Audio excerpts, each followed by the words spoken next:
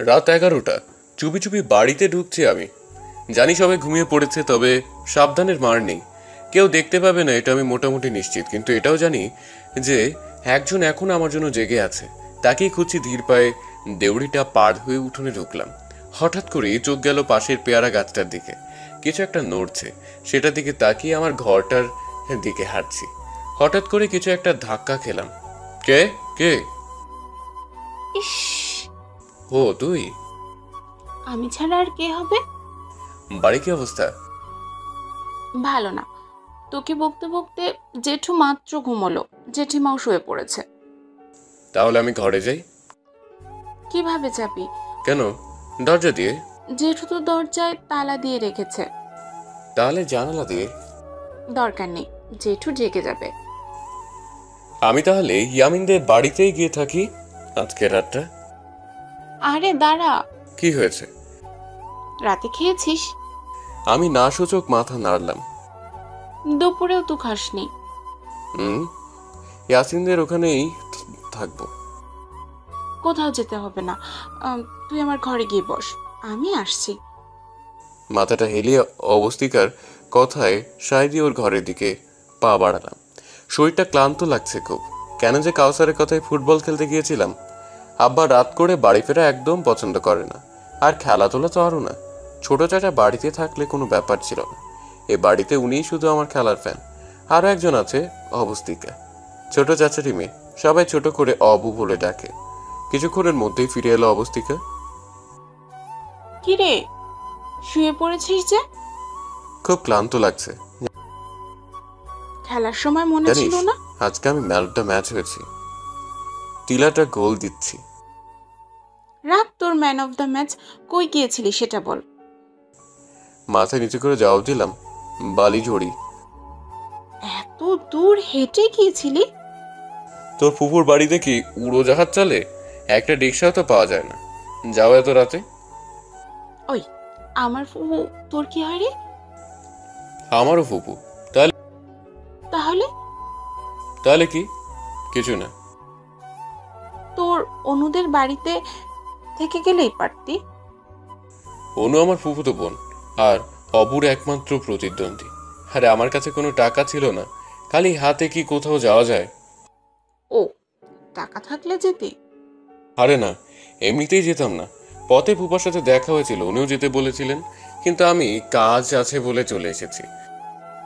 গেলেই তো পারতি, ফুপু ফুপাতো বোনের আদর খেয়ে আসতি। তোকে না 100 দিন না করেছি সব কথা বলবি না। তুই জানিস না আমার ব্যাপারে সব। আচ্ছা ঠিক আছে, গোসল করে আয় যা, আমি খাবার দিচ্ছি। দে, খুব ক্ষুধা পেয়েছে। কিরে, খোঁড়াচ্ছিস কেন?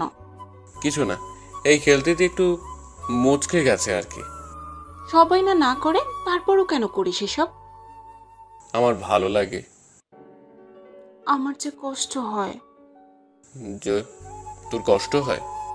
বারে, জেঠু যখন তোকে বকে, খাবার বন্ধ করে দেয়, জেঠিমা যখন আড়ালে কাঁদে তোর জন্য, তখন আমার ভালো লাগে। নিজেও তো কষ্ট পাস, না খেয়ে থাকিস। কি করব, পড়ালেখা শেষ, কোনো কাম কাজ তো নাই। তাছাড়া তুই আছিস তো, তুই থাকতে আমার কোনো চিন্তা নাই। তুই আছিস তো, আমি তোর কে? বেঞ্চি কেটে বলল আবু, তুই তো আমার সব, আমার ময়না পাখি, আমার টিয়া পাখি। হইছে, আর আলগা পিরিত দেখাইতে হবে না। যা, গোসল করে আয়। হাতে একটা লুঙ্গি আর একটা গেঞ্জি ধরিয়ে দিয়ে বলল, অবন্তিকা। কি? আলগা পিরিত? আমার কথা তোর কাছে আলগা পিরিত মনে হয়?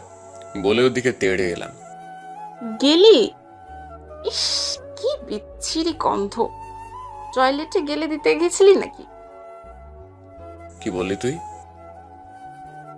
এই একদম আমার কাছে আসবি না, ওয়া। আমি চলে আসলাম। টয়লেটে না গেলেও ঘাম আর কাঁদার কারণে শরীর থেকে ভালোই দুর্গন্ধ আসছে। তাছাড়াই গরমে প্রায় 5 কিলোমিটার পথ হেঁটে এসেছি। গ্রামের রাস্তায় এমনিতেই গাড়ি পাওয়া যায় না, তাও আবার রাতে। যাই হোক, আমি গেঞ্জি আর লুঙ্গিটা নিয়ে বাথরুমে ঢুকলাম। গ্রামের বাড়ি হলেও আমাদের বাথরুম ঘরের সাথে অ্যাটাচ করা। অবন্তিকার ঘরেও একটা আছে, আমি সেটাতেই ঢুকলাম। যদিও উঠোনে একটা টিউবওয়েল আছে, আমি সেটাতে গোসল করতেই স্বাচ্ছন্দ্য বোধ করি। কিন্তু এই মাঝরাতে সেখানে গোসল করাটা উচিত হবে না, তাতে আব্বা জিগে যেতে পারে। আর উনি জেগে গেলে আমার দ্বাদশতম ঘন্টা বাজিয়ে দেবেন। তাড়াতাড়ি গোসল শেষ করে গেঞ্জিটা পরেই বেরোলাম বাথরুম থেকে। অবন্তিকা এর মধ্যেই খাবার বেড়ে বসে আছে। কি রে, গোসল শেষ? হুম। আচ্ছা, তোর পিঠে ওটা কিসের দাগ?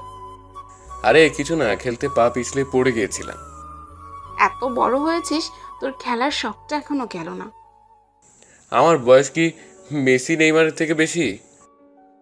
ওরা আর তুই, কেন, কি হয়েছে? ওরা মাঠে নামলে গোল পায় আর তুই ব্যথা পাস। আচ্ছা, তুই গেঞ্জির উপর দিয়ে পিছের দাগ দেখলে কেমনে? গেঞ্জির উপর দিয়ে দেখবো কেন? তুই যখন গেঞ্জি খুলতেছিস তখনই দেখছি।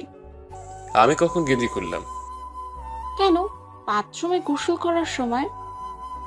তার মানে আমি যখন গোসল করছিলাম তুই তখন উকি মেরে আমার গোসল করে দেখছিলি? কি লুচ্চামাইয়া রে বাবা! কই, আমারই দিয়ে কি দোষ? তুই বাথরুমে দরজা খুলে গোসল করতে গেলি কিসের জন্য? আমি তো সরল বুঝে গেছি, তাই বলে তুই আমার গোসল করা দেখবি? হ্যাঁ, আমার সব শেষ। আরে জাগাইস না, আমি তো দেখছি, আর তো কেউ দেখে নাই। আমি তো দেখছি। মুখ ভেঙে কথাটা বলে খেতে বসলাম। ওই, এটা তো তোর প্লেট। আমার খাবার কি তোর প্লেটে থাকবে? তোর খাবার মানে? কেন, আপনি জানেন না? আপনি দেরি করিয়া আসিলে আপনার আব্বা যান আপনার খাবার বন্ধ করিয়া দেন। তাই বলে তোর ঝুটা খাবার আমি খাবো? খেলে খা, না খেলে হাওয়া খা। কিন্তু তুই কি খাবি? আমি খাবো না, আমার খিদে নেই। খিদে নেই মানে? তুই না খেয়ে থাকবি? বলেই আরো একটা প্লেট খাবারটা দুভাগ করলাম, কারণ আমি জানি ও কিছুই খায়নি। সবটা খাবারই আমার জন্য রেখে দিয়েছে।